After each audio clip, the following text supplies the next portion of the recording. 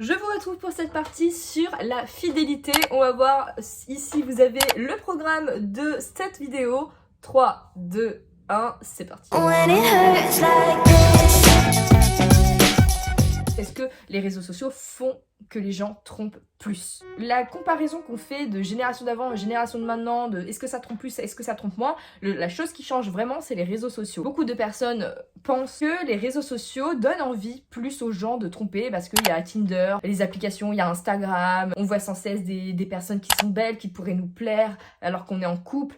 Et donc, il y a plus de facilité à tromper. Ce que donnent les réseaux sociaux, c'est une preuve que les personnes t'ont trompé. La plupart du temps, quand on voit que la personne a cramé que son conjoint ou sa conjointe était en train de tromper, et ben c'est comment? C'est par les messages, les snaps, les likes. C'est comme ça qu'on arrive finalement à pister que la personne a de l'intérêt pour quelqu'un d'autre. Alors qu'avant, quand il n'y avait pas tout ça, tu n'étais pas tout le temps avec ton conjoint pour vérifier qui il regardait, qui il matait, à qui il parlait au travail. T'es pas là pour savoir en fait. Ça se trouve, il sautait sa secrétaire, mais qu'est-ce que t'en sais? Là, comment tu sais qu'il saute sa secrétaire? Et bah c'est parce que le soir après, il lui a envoyé un snap, on refait ça demain. Et c'est comme ça que t'as trouvé que la personne n'était pas clean. Tu as découvert ça parce qu'on est tout le temps avec notre portable et que le portable, il était à côté de toi et que tu as vu une notification. Donc pour moi, les réseaux sociaux, plus qu'un moyen plus facile pour tromper, c'est surtout un moyen plus facile pour le découvrir. Pourquoi j'aime pas faire les statistiques par rapport à ce sujet?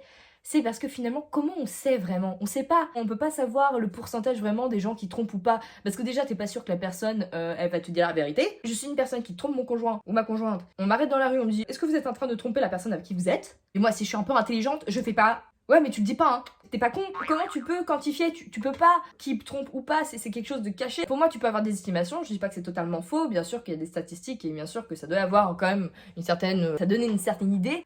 Mais c'est quelque chose de trop flou, quoi. Ensuite, là, je ne peux pas vous l'enlever.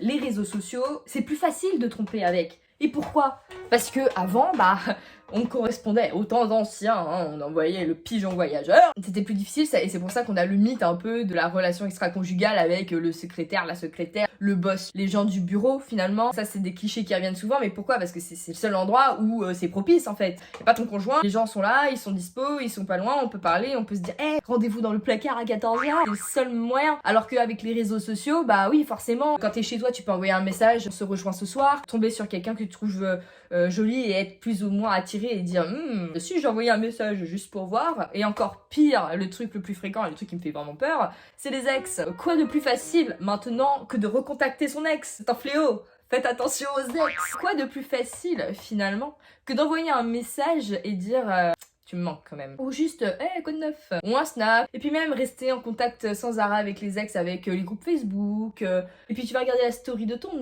ex, et puis machin. Petit à petit, tu vas voir que c'est super facile de reprendre contact avec quelqu'un avec qui t'as déjà couché. Donc les réseaux sociaux, c'est même pas le côté je me montre et tout machin. Je pense que ça, oui, ça peut jouer. Mais c'est pas foncièrement le seul truc. C'est juste que c'est plus pratique. C'est plus facile, en fait, de contacter les gens. La question c'était, est-ce que les réseaux sociaux, ça fait que les gens sont plus infidèles? Moi, je pense, c'est pas les réseaux sociaux qui rendent les gens infidèles, c'est les gens qui sont de base infidèles et qui se servent des réseaux sociaux parce que c'est plus simple. Mais finalement, une personne qui a envie de tromper sa copine, normalement, il n'a pas besoin de Tinder pour ça. Je dis il, mais voilà. Évidemment, il en est marre de dire il, elle. Si cette personne n'est pas satisfaite dans la relation et qui a envie d'avoir ailleurs, va aller à un festival, la copine sera pas là, elle sera avec ses copines à elle, et ben...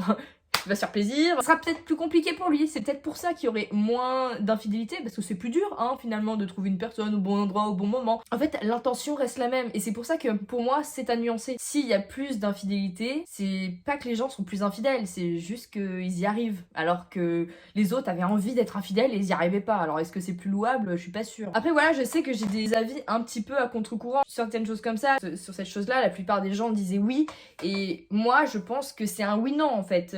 Oui, c'est plus simple. Et non, pour moi, la faute, c'est pas les réseaux sociaux. La faute, c'est les gens. C'est ton conjoint qui n'est pas satisfait et au lieu d'en parler à sa copine, il se dit, bah tiens, je vais me taper la première blonde qui passe. C'est pas rassurant ce que je vais dire, mais vraiment, pour moi, une personne qui a envie de tromper, réseaux sociaux ou pas réseaux sociaux, Enfin, je suis désolée, vous pouvez rien faire. Donc la question c'est quoi? Qu'est-ce qu'on fait avec ces réseaux sociaux? Est-ce qu'on les interdit? Est-ce qu'au sein d'un couple on dit non, t'as pas le droit de liker telle personne? Est-ce qu'il a pas le droit de suivre des filles qu'il connaît pas et qu'il trouve jolies? Est-ce que toi t'as le droit de parler à des mecs, c'est tes potes par les réseaux ou pas du tout? Enfin, qu'est-ce qu'on fait? Qu'est-ce qu'on fait? On est perdu. C'est là où je vous dis qu'il est important de discuter, de vous mettre avec cette personne et de dire bon alors ce que t'aimes pas, parce qu'on va se mettre d'accord. On va parler de mon expérience. J'avais aucun problème à ce que mon conjoint parle avec des filles par message ou quoi, parce que moi je le faisais aussi pour des mecs qui étaient des potes. En fait moi je comprenais pas parce que mes conjoints ils étaient souvent pas du tout d'accord que je parle avec ces personnes-là, et en fait je me mettais pas du tout à leur place et je n'arrivais pas à me mettre à leur place. Pourquoi? Parce que je n'avais pas du tout la même vision, la fidélité. Eux ils me disaient c'est du respect et moi je comprenais pas. Je disais mais je comprends pas pourquoi je te respecte pas puisque je t'aime, c'est avec toi que je dors, c'est avec toi que je couche. Enfin pour moi c'était pas de la drague, eux ils avaient toujours peur et je peux comprendre avec du recul que finalement ce soit de l'amitié d'un sens et pas de l'autre. Bon parfois ils avaient raison, mais je savais pas. Et c'est pour ça en fait personne n'a tort, personne n'a raison. Je peux pas vous dire que il faut interdire ci, il faut autoriser ça, parce que finalement ça dépend des gens. Je peux pas jeter la pierre à des personnes qui ont pas envie, qui stressent à mort, parce qu'en fait je pense que ça dépend vraiment du ressenti des gens, de ce qu'ils ont enduré dans leur vie. Les sentiments sont valables pour tout le monde. Pour moi par contre ce qui est irrévocable, c'est que tu ne peux pas imposer à une personne quelque chose, dans le sens où tu peux pas l'enfermer, tu peux pas interdire à ta copine de parler à des potes, tu peux pas lui dire tu n'as pas le droit d'avoir des potes mecs. C'est non en fait. Une relation ne doit pas t'interdire des choses. C'est pour ça qu'il faut en parler. Et vraiment ne vous enfermez pas dans un truc, pour moi ça n'a pas de sens. C'est pas parce que t'es en couple que tu n'as pas le droit d'avoir des amis en fait. Pour moi ça c'est malsain par contre. Et enfin on part sur la dernière question, c'est est-ce que tous les couples finissent par se faire tromper? Alors, vous avez été grandement optimiste sur cette réponse-là. Plutôt positif. Moi, ma réponse, c'est que je suis mitigée. C'est très étrange parce que moi, personnellement, je n'ai jamais trompé. Je pense objectivement que je ne tromperai jamais. C'est pas pour me jeter des fleurs ou quoi, c'est vraiment juste que parler de tromper, je vais parler d'activité. Pour moi, ça... je n'ai pas besoin de varier les personnes pour ça. Je n'ai pas du tout ce besoin-là et je n'aime pas l'attirance quand je suis en couple, vraiment, de voir d'autres personnes. Après voilà, je pense que chaque personne est différente, mais c'est pour ça que je sais objectivement que moi, quand je suis amoureuse, je suis vraiment amoureuse. Quand j'aime, c'est tout feu, tout flamme, comme toutes mes émotions. Je vous l'ai dit dans plusieurs vidéos. Oui, on m'a brisé le cœur, oui, j'ai eu des ruptures difficiles, mais ça n'empêche pas que je vais pas me dire plus jamais j'aime, plus jamais machin. Non, je vais aimer de tout mon cœur, je vais aimer à fond, à 100%. Ça me met vraiment des œillères à ce moment-là pour toutes les personnes autour, parce que je n'aime qu'une personne. Du fait que je sois comme ça, j'ai envie de vous dire c'est possible que des couples ne se trompent jamais, parce que moi je suis comme ça. Et si je suis comme ça, je suis sûrement pas la seule sur Terre, donc ça doit exister. Le truc aussi, c'est que je n'ai jamais eu de relation de 20 ans, donc j'ai une visibilité plus courte de la relation, et donc sur 3 ans, je peux vous dire que ça m'a pas arrivé. Après voilà, sur 20 ans, je peux pas vous dire, je peux pas savoir, je peux pas affirmer, même si moi j'ai envie de vous dire bien sûr que j'aurais jamais envie d'aller voir ailleurs. Voilà, je pourrais pas vous dire, et c'est pareil, moi pourquoi je n'y crois pas, d'un autre sens, j'ai toujours eu un peu cette méfiance et j'ai toujours eu cette impression de mon expérience, de ce que je vois, de ce que j'ai vu, de ce que je vois encore, que les hommes ne se satisfont pas d'une seule personne. Et là ça va vous faire criser parce que c'est l'autre question. Est-ce que les hommes trompent plus que les femmes ? Et moi j'ai vraiment eu l'impression que à un moment la personne elle est lassée quoi, elle en a marre et elle veut se casser. Se casser pas forcément, mais elle veut aller voir ailleurs, et après il y a tout le débat de oui mais on peut être attiré par d'autres personnes sans forcément plus aimer sa conjointe et patati patata. Pour moi c'est ça, un débat un peu stérile, un débat un peu sans fin, parce que moi personnellement quand j'aime quelqu'un, je vous l'ai dit, je ne vois pas les personnes autour, je ne pourrais pas coucher avec une personne autre. Donc j'ai du mal à concevoir qu'on puisse coucher avec d'autres personnes et aimer une seule, et voilà. Je suis pas dans votre tête, je suis pas dans la tête des gens et je peux pas savoir. Et pourquoi j'ai ce cliché des hommes qui trompent plus que les femmes? J'ai posé la question sur Instagram.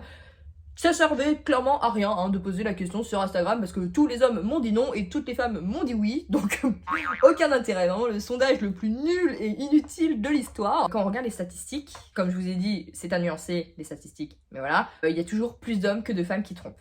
Après, est-ce que les hommes osent plus dire que les femmes? J'en sais rien. Dans les faits, les statistiques disent que les hommes trompent plus que les femmes. De mon expérience, de ce que j'ai vu, de ce que je vois, Les hommes, on trompe plus que les femmes. Après voilà, donc quand j'en discute avec des amis mecs, ils me disent moi je connais plein de filles qui trompent. Donc bon, c'est un débat sans fin. Ça sert à rien même de genrer, de dire que les hommes ont plus de besoins que les femmes. Ça c'est quelque chose qui revient souvent. Les hommes ont plus de testostérone, ils ont plus besoin. Eux ils peuvent faire la différence entre le sexe et l'amour. Alors je trouve ce truc bizarre, je ne comprends pas trop comment du fait d'être un homme et du fait d'être une femme on peut être si différent sur la façon de concevoir l'amour. Je pense qu'il faut pas faire trop de généralité. Moi de mon expérience je vois souvent ça. Après voilà, les statistiques on fait un peu ce qu'on veut avec hein. C'est comme si on peut faire aussi des proportions sur est-ce que les blonds ils trompent plus que les bruns. Ça se trouve il y a des statistiques dessus mais en vrai qu'est-ce que ça prouve? Rien, on s'en fout. C'est vraiment un truc qui j'avais juste envie d'en parler parce que je trouve ça intéressant. Je trouve que c'est un sujet qui nous touche tout personnellement parce que ça a beaucoup d'impact sur la confiance en soi et sur la confiance en les autres. Le fait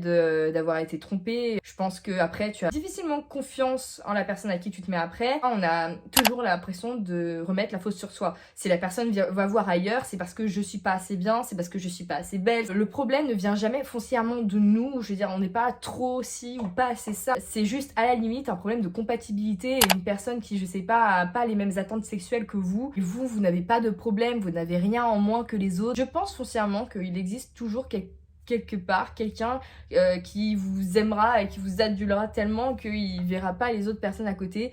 Personnellement, de mes relations, comme je vous ai dit, j'ai eu des relations longues. Autant elles n'ont pas abouti à un mariage, mais je pense que ces personnes m'ont foncièrement aimé énormément et quand je voyais dans leurs yeux l'amour qu'ils me portaient, j'avais pas particulièrement de doute par rapport au fait qu'ils aillent voir ailleurs ou pas. Ça ne veut rien dire bien sûr, mais juste pour vous dire qu'il y aura toujours quelque part quelqu'un qui saura vous regarder avec les yeux en cœur et qui n'ont pas besoin d'aller voir ailleurs. Et même si jamais quelqu'un avec qui vous êtes est allé voir ailleurs, c'est pas vous qui n'êtes pas assez, pas suffisant, c'est cette personne qui n'a pas eu le courage de dire que ça n'allait plus. Et souvent quand on va chercher ailleurs, c'est pas forcément pour chercher mieux, c'est pour chercher différent. Un besoin à l'ego de se faire valoriser, de voir qu'on peut toujours plaire. Après voilà, chaque situation est différente et je veux pas me porter avocat de toutes les tromperies de la terre, mais rassurez-vous, si on vous a trompé une fois, je sais que c'est difficile de refaire confiance après avoir été trahi dans sa confiance sous cette forme-là. Dites-vous que tout le monde n'est pas comme ça et que vous valez le coup, vous valez la peine, vous valez le fait que quelqu'un vous aime, vous et seulement vous, si c'est la façon dont vous voulez considérer l'amour. Ne restez pas pessimiste sur ça, je sais que c'est quelque chose qui fait très peur, mais globalement c'est surtout issu de vos peurs à vous, de quelque chose qui sera donc à travailler sur les peurs d'être abandonné, les peurs de pas être assez bien et un gros manque de confiance en soi. Comment arrêter de stresser par rapport à l'infidélité? C'est déjà de traiter son rapport avec soi-même, guérir un peu ses peurs d'abandon, de parler énormément à son partenaire ou sa partenaire pour établir ensemble c'est quoi les limites de l'infidélité. Je dis pas qu'on y échappera, je dis pas que ça arrivera à tout le monde, en soi on n'en sait rien. Je vous laisse débattre en commentaire pour répondre à ces questions si vous n'avez pas eu l'occasion d'y répondre sur Instagram. Je vous souhaite une très bonne journée, c'est très intéressant, très riche et je vous dis à la prochaine fois pour une nouvelle vidéo, bye bye.